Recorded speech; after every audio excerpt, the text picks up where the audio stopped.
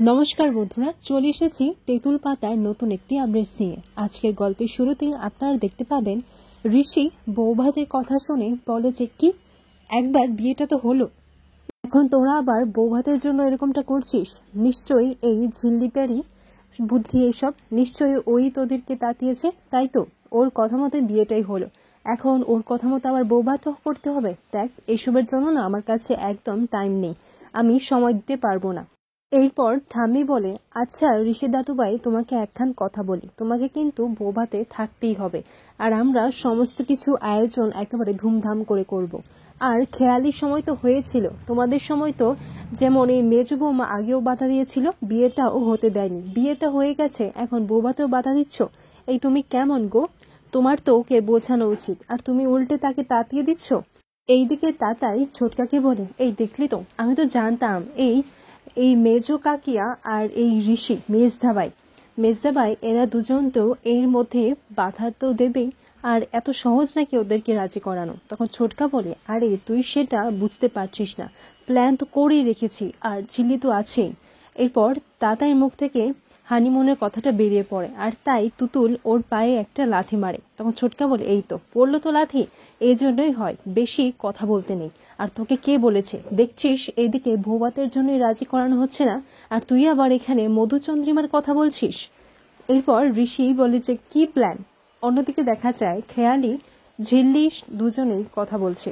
তখন ঝিল্লি বলে, প্ল্যান তো ছিলই, আর এটা আমার প্ল্যানই ছিল। আর তুমি যাই বলো না কেন বড় জাস, বিয়েটা তো আমাদের হয়েই গেছে, আর তুমি তো সেটা কিছুতেই আটকাতে পারলে না। যেহেতু বিয়েটাও হয়ে গেছে, এখন তোড়জোড় করে বৌভাতের আয়োজন হবে। আর আমি কি বলবো জানো তো? আমি বলবো বড় জাস ধাপ্পাস। এরপর শোনো, আচ্ছা তুমি না এইসব আর মাথা ঘামিও না, তুমি সুন্দর করে সেজে গুজে তৈরি হয়ে যাবে, ঠিক আছে? আর আমরা দুজনে একেবারে সুন্দর করে ছবি তুলবো। এইদিকে খেয়ালি বলে, আমি জাস্ট এটা আর কিছুতেই মেনে নিতে পারছি না, আমাকে বারবার হারানো, তাই না? আর বারবার হারিয়ে আমাকে কথা শুনিয়ে যাওয়া। ঝিল্লিকে তো আমি ছাড়বই না, আর এই বৌভাত তো আমি কিছুতেই হতে দেব না। এইদিকে ঝিল্লি আসলে ঋষি বলে, এই তো নিশ্চয়ই এগুলো তোমারই কারসাজি, তুমি নিশ্চয়ই এদেরকে বলেছ যে বৌভাতের আয়োজন করতে, তাই তারা একেবারে উঠে পড়ে লেগেছে, আর আমাকেও এখন যোগ দিতে বলছে। এরপর ঠাকুমা বলে যে, দেখো দাদুভাই, এই সব বললে তো হবে না, আর তোমাকে তো এখানে থাকতেই হবে। ঋষি বলে, তোমরা যা খুশি তা করো, আমি কিন্তু থাকছি না, আমি অফিসে চলে যাব। এইদিকে ঠাকুমা বলে, আচ্ছা ঝিল্লি দিদুভাই, তুমি একদম চিন্তা করো না, আমি যখন বলেছি তাহলে সেটা হবেই। ঋষির মা ঠাম্মিকে যখন কিছু বলতে চায়, তখন ঠাম্মি বলে, দেখো তুমি এর আগেও কিন্তু বাধা দিয়েছো, কিন্তু আমি কখনো কিছু বলিনি, কিন্তু এখন আমি এটা কিছুতেই মেনে নিতে পারবো না, বুঝতে পেরেছো? তখন ঋষির মা বলে, ঠিক আছে, আপনাদের যা ইচ্ছে আপনারা তাই করুন, কিন্তু এইসবের মধ্যে আমি কিন্তু নেই। এই বলে ঋষির মা সেখান থেকে চলে যায়। এইদিকে ঝিল্লি বলে, প্যাঁচা ঠাম্মি যখন বলেছে তখন বৌভাত তো হয়েই ছাড়বে, আর মিস্টার সিংহরায়ও থাকবে, আমিও দেখি যে উনি কি করে না থাকতে পারেন। এরপর ছোটকা বলে, আচ্ছা আমাদের কাছে পরের মুহূর্তটার জন্য না হয় প্ল্যান আছে, কিন্তু বৌভাতটা কি করে হবে আর ঋষিকে কি করে আটকাতে হবে সেটা না হয় ঝিল্লি বলো। তখন ঠাম্মি বলে যে, ও আচ্ছা, তোরাও না পারিস বটে, এই মেয়েটারই বিয়ে আর এই মেয়েটাকে বলছিস উপায় বলতে। তখন ঝিল্লির মাথায় একটা বুদ্ধি আসে। এরপর ঝিল্লি সেই প্ল্যানটা সবাইকে বলে, আর এটা বলে সবাই শুনে, আরে বাস, তাহলে তো হয়েই গেল, এই না হলে আমাদের ঝিল্লি। পরের দিন সকালে দেখা যায় বাড়িতে অতিথিরা চলে এসেছে, মানে কাছের আত্মীয় স্বজন যারা আছে তাদেরকে ডেকে পাঠানো হয়েছে, আর খাওয়া দাওয়ারও তোড়জোড় তৈরি হচ্ছে। ঋষি এসে বলে যে, এসব কি আর কি বা হচ্ছে? ঋষি জগিং থেকে ফিরে এসে অনেক লোকজন দেখতে পায়। এরপর ঋষি ছোটকাকে বলে, ও মা, এই দূর দেশের জেঠু তারা এখানে কি করছে? তখন ছোটকা বলে, ও মা, তারা কি করছে মানে? তারা আসবে না, বাড়িতে তো বৌভাত রে, আর তুই তো বর, এই তো বর চলে এসেছে। এরপর ছোটকাকে বলে, হোয়াট রাবিশ, মানে তোমরা ঠিক করে নিয়েছো যে এইসব হবে, এসব ফালতু জিনিস হবেই। তখন ছোটকা বলে, কেন হবে না ঋষি, আর তুইও তো থাকছিস। ঋষি বলে, তোমরা যা ইচ্ছে তাই করো। এইদিকে দেখা যায় খেয়ালি ওপর থেকে বলে, তার মানে বৌভাত হচ্ছে, আর এইদিকে আমাকে পর্যন্ত এক গ্লাস জুস পর্যন্ত দিল না। এরপর এদিকে দেখা যায় ছোটকা ঋষির হাতে কাপ ধরিয়ে দেয়, আর বড়মা বলে, আচ্ছা ঋষি, তুই ওপরে যা তো এটা নিয়ে, আর অমিত এসেছে তো? তখন ঋষি বলে, আবার অমিত এসেছে? আর ও এখানে কি করছে? এইদিকে অমিত স্যার কি কি করেছিল এই সমস্ত কিছুই তারা বলছিল, মানে বানর সেনারা আর ঝিল্লি আর কয়েকজন ছিল, যেখানে অমিত স্যারের একেবারে তারিফ হচ্ছিল। আর সেই সব শুনি ঋষির ভালো লাগেনি। বলছে, বাবা এখানে তো দেখছি প্রশংসার উপর প্রশংসা হচ্ছে, অমিত স্যারকে নিয়ে আবারও বাবা হচ্ছে।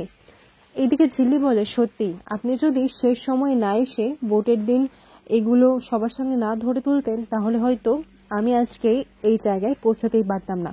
সবকিছু আপনার জন্যই হয়েছে। এদিকে ঋষি হাতে চায়ের কাপ নিয়ে এসে অমিত স্যারকে বলেন, হ্যাঁ আমি তো শুনেছি আপনি তো অফিসার, তাই না? আপনাদের তো অনেক কাজ থাকে, আর এই না করে আপনি সকাল সকাল এখানে এসে গল্প করছেন, তাই তো? অমিত স্যার বলেন যে এই তো কথায় কথায় প্রসঙ্গ উঠলো, তাই আর কি। আর আপনি বিশ্বাস করুন, আমি আমার সার্ভিসে কখনো এরকম রিস্ক নিয়ে এতটা কাজ করিনি, আর আমি তো এতটাই ভয় পেয়েছিলাম। আর আমার তো চাকরি টানাপোড়া নিয়েও ব্যাপারটা হতে পারতো, কিন্তু ভাগ্যিস বানর সেনারা এটা সামলে নিয়েছে। এইদিকে অমিত স্যারকে বলেন যে আচ্ছা ঠিক আছে, আপনার তো অফিসে অনেক কাজগুলো থাকার কথা, আপনি সেখানেই যান না। তখন অমিত স্যার বলেন, দেখুন মিস্টার সিংহরায়, আমি কিন্তু 1 বছরে একটাও ছুটি নেইনি, তাই এইবার 1 বছরের যে বিয়ে টিয়ে খাওয়া দাওয়া হয়নি, তাই ভাবলাম যে একদিনের ছুটি নিয়ে আর আপনাদের বিয়েতে আমি চুটিয়ে মজা করব, গল্প করব, খাওয়া দাওয়া হবে।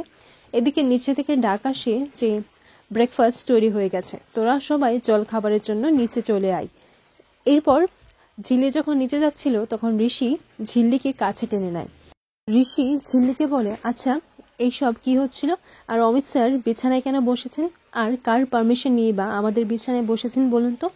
তখন ঝিল্লি বলে, মিস্টার সিংহরায়, আমার মনে হচ্ছে আপনি সেটা বুঝতে পারছেন না, কিন্তু বাড়ির সবাই যা বলে সেটা সত্যি। আমি এখন বুঝতে পারছি আপনি না বড্ড হিংসুটে, আর আপনি না একটু ওই প্রেমিক টাইপও। আর শুনুন, আমাদের কিন্তু দুবার বিয়ে হয়ে গেছে, আর এইবার যদি আপনি আমাকে এইভাবে বারবার কাছে টানেন কথা বলার বিষয়ে, তাহলে কিন্তু আমার না অন্য কিছু ইচ্ছে করে। আর এমন সময় তাতাই আর তুতুলও চলে আসে, আর তারা এসে এদেরকে কাছাকাছি আসতে দেখে তারা বলে, ঝিল্লি এবার থেকে দরজা বন্ধ করার অভ্যেসটা না শিখে নাও, কারণ আমরা তো জানি না, আমরা তো হুট করে ঢুকে যেতেই পারি, বুঝতে পেরেছো তো? তখন ঝিল্লি বলে, তো তাতাইরা তুমিও না জানি কি। এরপরে দেখা যায় যে রাতে সবাই আয়োজন করে সবাই একেবারে যে যার মতো জায়গায় পজিশনে লুকিয়ে আছে। ঋষি যখন বের হয়ে অফিসে যাওয়ার জন্য, তখন সেখানে কাউকে দেখতে পায় না। আর ঋষি ভাবে যে এখন নিশ্চয়ই ওরা বুঝতে পেরেছে এইসব বউ ভাত আর এত কিছু আয়োজন আননেসেসারি, এগুলো করার কোনো মানে হয়। আর নিশ্চয়ই সেটা বুঝতে পেরেছে, এখন যে যা জায়গায় চলে গেছে। যাই হোক, আমিই চাই। এরপর ঋষির উপর একটা স্পটলাইট পড়ে। এরপর ঝিল্লি সেখানে আসে। ঝিল্লি ঋষির জন্য দুটো লাইন বলে যে আমার জীবনে শুধুমাত্র আপনাকে জুড়ে সমস্ত কিছু রয়েছে, আর আমার জীবনের সঙ্গী একমাত্র আপনি। এরপর এভাবেই ঝিল্লি ঋষির দিকে হাতটা বাড়িয়ে দেয়। এরপর এইদিকে এক এক করে সবাই আসে।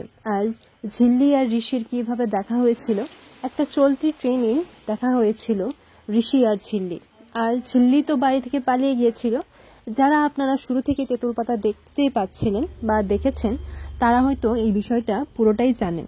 তো আগে ফ্ল্যাশব্যাকে এই কিছু কিছু ছোট ছোট মুহূর্তগুলো এই সময়ে তুলে ধরা হয়। কোকো মিষ্টি মোমো সুন্দর করে ঋষি আর ঝিল্লি সেজে আছে, আর ঋষির মাও সাজে, আর তাদের মুহূর্তগুলো এক এক করে দেখানো হয়। আর যেটা দেখে ঋষি খুবই খুশি হয়, আর ঋষি ঝিল্লির দিকে তাকিয়ে থাকে। এতে ঋষির মাও অবাক হয়ে যায় আর বলে যে এইবার দেখি ঝিল্লি দাদুভাইয়ের এই প্ল্যানের উপর ঋষি কি করে আমাদের ছেড়ে যেতে পারে। ঋষি কি যেতে পারবে অফিসে? এরপর ঋষি ঝিল্লিকে বলে, স্টুপিড, মানে একেবারে ননসেন্স একটা, তুমি এত কিছু করলে, ভ্যারি স্মার্ট তুমি। এরপর এইদিকে দেখা যায় যে তারা দুজন যে নাটক করেছিল ঝিল্লি আর ঋষি, সেই নাটকটাই আবার রিজুদা আর অনু দিদি করে দেখায়। এতে ঋষি খুব খুশি হয়, তার মুখে হাসি ফোটে। আর এতেই বোঝা যাচ্ছিল যে ঋষিও আর ছেড়ে যেতে পারবে না। আর এভাবেই পর্বটি শেষ হয়।